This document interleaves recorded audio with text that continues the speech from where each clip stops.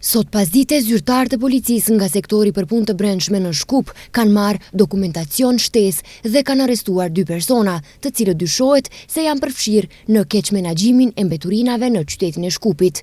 Një nga personat e ndaluar është Sabaudin Rustemi, i cili aktualisht mban postin e drejtorit të higjienës komunale në Shkup, post të cilin e mori më 29 janar 2025 si pjesë e koalicionit midis kryetares së Shkupit Daniela Arsovska dhe BDI-s.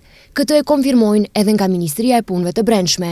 Zyrtar policor me urdhër të Prokurorisë Themelore Publike në Shkup sot kanë arrestuar 2 persona nga udhëheqja e ndërmarrjes publike higjiena komunale Shkup, lidhur me dyshimet për kryerjen e një vepre penale sipas nenit 230 të Kodit Penal, thon nga Ministria e Punëve të Brendshme.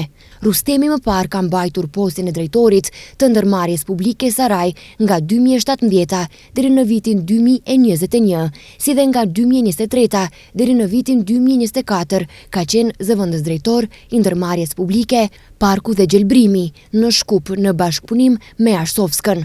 Hetimet vazhdojnë për të sqaruar rrethanat e ngjarjes dhe për të përcaktuar përgjegjësitë e mundshme lidhur me këtë çështje.